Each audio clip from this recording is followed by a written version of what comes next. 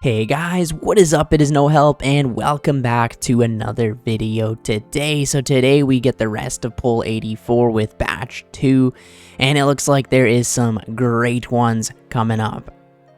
So there were two issues, but it looks like they are hot fixed. So the first one, we were aware of an issue causing fishing spots to move every few seconds instead of every few minutes. That is hilarious. And another one was we're investigating an issue where players may lose their rune pouch on death. To be safe, we recommend avoiding dangerous activities until it's resolved. Okay, so Poll 84 changes batch 2. So we're picking up where we left off with the Poll 84 changes and bringing more of those sweet quality of life improvements that you love to see. From PVM to skilling, here's what's new in Gielinor. So the one you have all been waiting for is the Abyssal Sire Rework. It is finally here.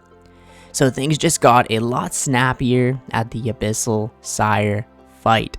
So one of the biggest pain points with this boss has been the long transition phases, especially the lung phase, which tended to drag things out.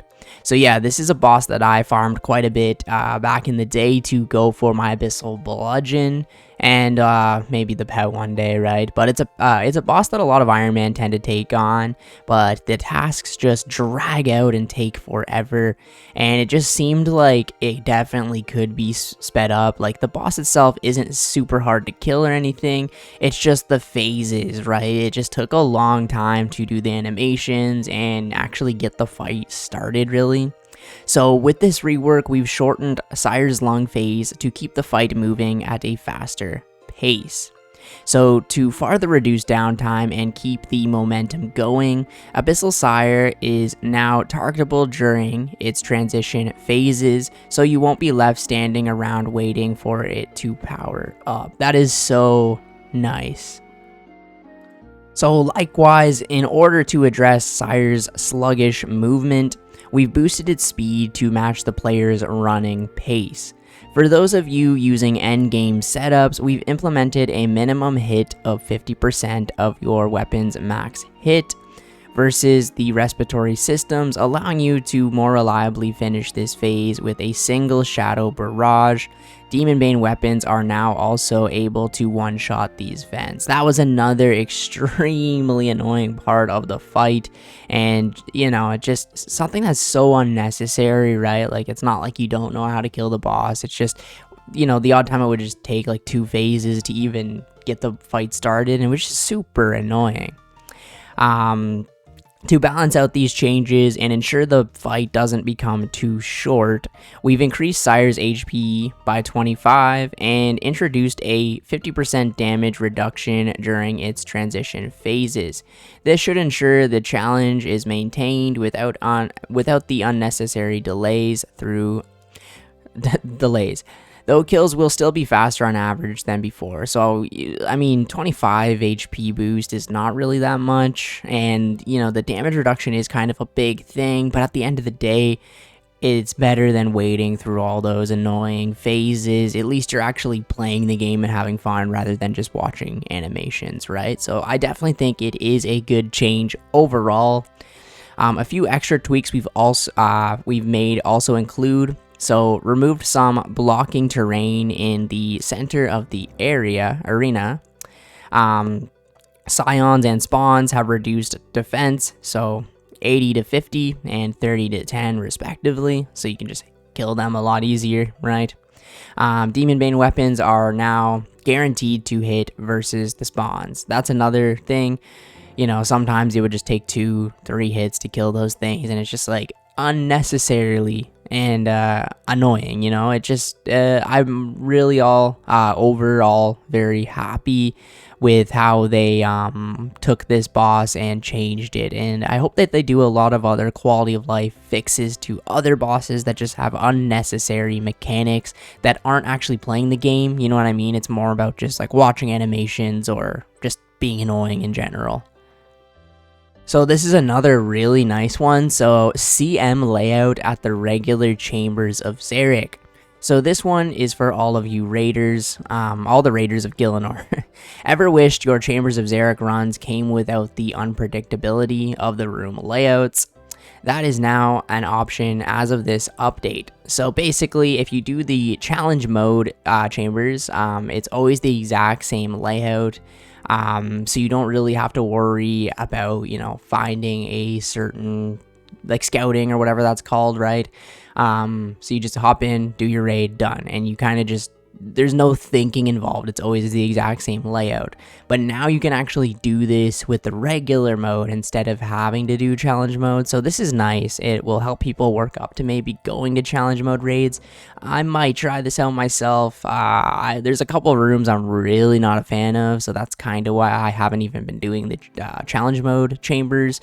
But definitely something to look into and, you know, learn and get better. And it looks like how large of a layout to generate: small, large, full. So I guess we'll have to see what that is all about. So we're excited to introduce a full layout toggle in the raid creation interface that would allow you to generate a challenge mode CM style layout for regular Chambers of Xeric raids. This means all the rooms appear in the same predictable order, just like in challenge mode, offering a consistent layout for those who prefer it. It's the same boss difficulty and rewards as the regular Chambers of Xeric, meaning the bosses scale to the normal mode difficulty with no challenge mode specific rewards or increased hit points. Alright, so we might have to check this out.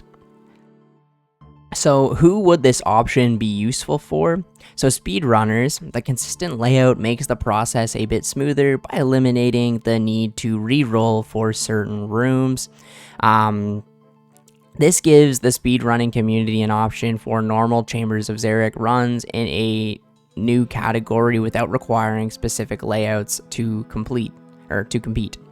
Challenge mode learners, that's one thing that I was kind of just mentioning up there. This option is great for practicing challenge mode mechanics in a less stressful environment.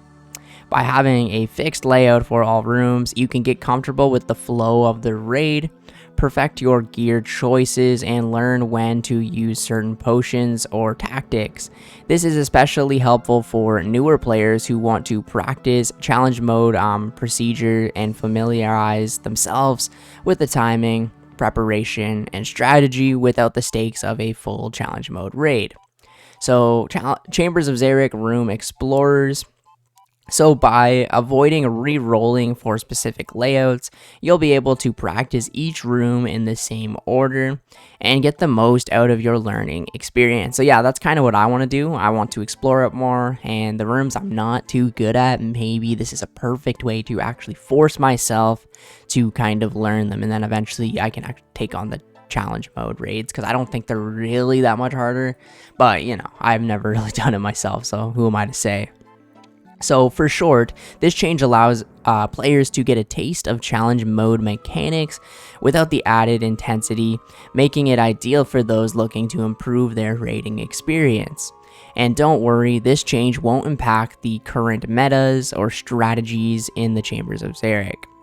While it may serve, or it may save some prep time and make things a little more efficient, overall dynamics of the raid will remain unchanged. Why don't you boost the raid of purples?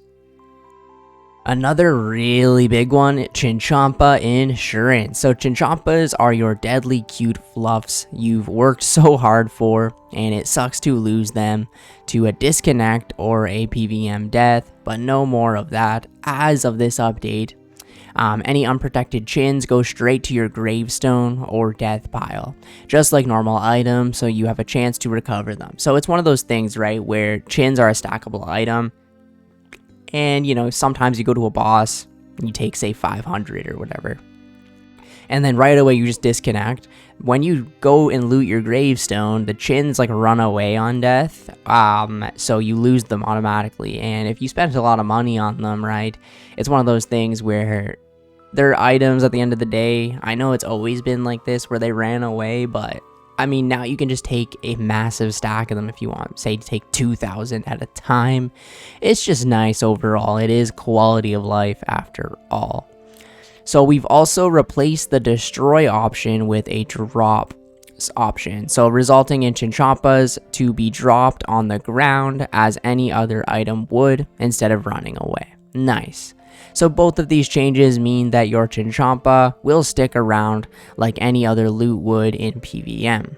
However, don't forget that this does not apply to PvP, and your opponent still gets your unprotected chins fair and square, obviously, you know, but yeah, I think overall, if people complain about this, then they're just crazy. So it looks like there is a new agility shortcut in Varrock. So ever wished you could vault that garden fence when doing a certain master clue step? I was gonna say what's the point in this, but a master clue step makes sense instead of having to walk all the way around, right? Well, now you can. We're looking to add more ways to speed up your journey, and first up on the list is Varrock Castle's Garden. You can now hop over the fence to skip the long walk around the palace. All you need to make the jump is level 35 agility and completion of the Garden of Tranquility quest. So stay tuned for more shortcuts making way literally into the game as of Pole 84. I like the fact actually that they did add a quest requirement too, which is another kind of incentive for people to get out there and do quests. Weird that it's a master clue step requirement, but it only requires level 35 agility. I just think that is funny. Okay, so Incando hammers on Intrana. So when it comes to entering Intrana with weapons, it's a case of you shall not pass. But Incando hammers being on the list is a bit of a head scratcher. I don't think you can attack anyone with it. I could be wrong, but despite being considered a weapon, the Incando hammer has zero stats and doesn't even speed up unarmed combat. So why can't it be brought to Intrana? One clever skiller even reported that their niche methods could benefit from bringing the Incando hammer, as it would help save inventory space. I don't know what type of skilling you're doing on Intrana. Maybe I'm just out of touch, but yeah, why not add it? Because if you can't kill anything with it, it's not really a weapon, right? Because of these reasons, we're whitelisting both the main hand and offhand variants of the Incando hammer to be used on Intrana. You shall now pass. Plus, you can finally free up that precious inventory space without losing out on any of the hammer's utility. It's one of those things, right? The point of the hammer is to equip it.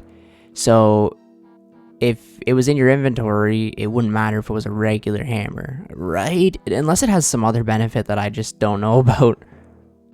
Okay, so back in business. So moving fishing spots no longer stalls the movement.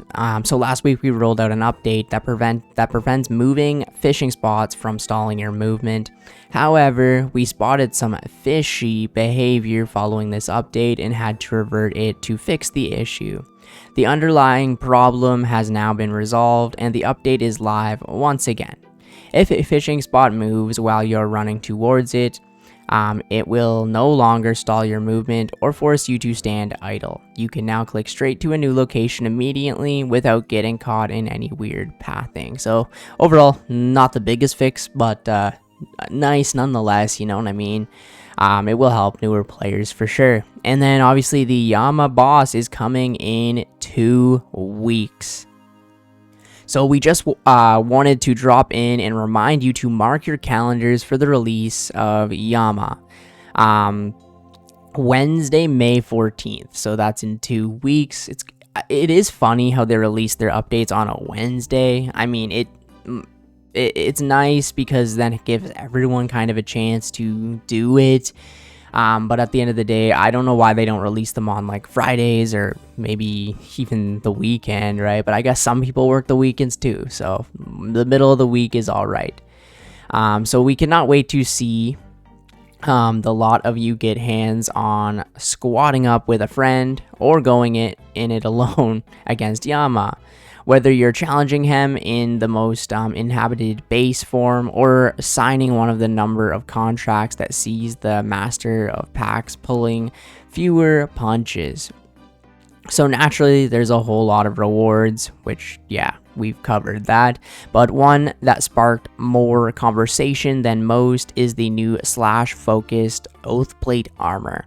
Last time we showed it off, it was rendered in an out-of-game environment.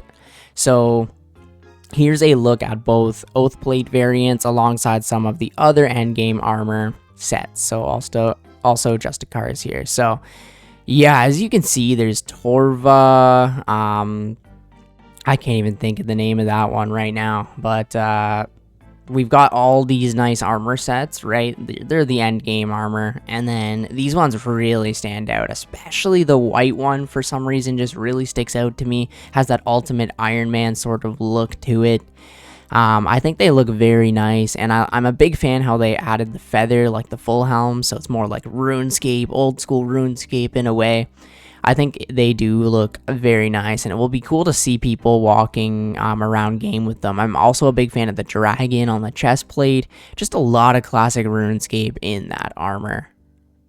Okay, so we'll see you in the Chasm of Fire on Wednesday, May 14th, so make sure to dust off those Demon Bane weapons. Until then, Yama returns to the shadows with a click of his fingers. And there's a little animation where he goes away until the 14th. Alright, so other changes. So Lily of Sands should now be correctly used from the reagent pouch when making Menethite remedies. The Monks of Entrana now allow you to take the carrot costume hat to their island. That's a weapon, guys. So some tiles on the floor at the southern end of the Ferox Enclave were not acting as safe zones in PvP worlds, so they have now been made safe. Echo boots can now be reverted to Guardian boots on a free-to-play world in case their owners wishes to sell them. That's nice. Adjusted the placement of the gravestone timer in relation to the dead man state icon, so that the time left can be read easier. Oh, I guess it might have been like overlapping or something. I don't really play Deadman myself. So Polnevich is now correctly spelled in the Max Cape teleport menu. Oh, that's funny that they didn't spell it right. Probably just quickly doing it, you know. And then fixed a typo in the chat box message that appears while creating a prestige group Ironman. Okay, so honestly, some pretty damn good changes today. We're preparing, obviously, for the Yama boss to come out. They've fixed fishing. You can now bring hammers to Entrana. New agility shortcut for Master Clues, which will actually help people. The Chincha Insurance is very nice. It's just one of those things where, especially being an Ironman, right? So say 500, that's going to take you a long time to actually catch 500 again. You can't just go to the Grand Exchange and buy some, so that's huge. And then the chambers, probably will try that out, actually. And then the biggest one of all being the Abyssal Sire Rework. It will make those tasks so much better. You guys can go ahead and get your bludgeon, maybe your Abyssal Dagger, maybe even the pet. But yeah, thank you guys so much for watching the video today. If you did watch the whole video, comment batch 2 down in the comments below. I really appreciate it. Until next time, I will, yeah, see you guys later.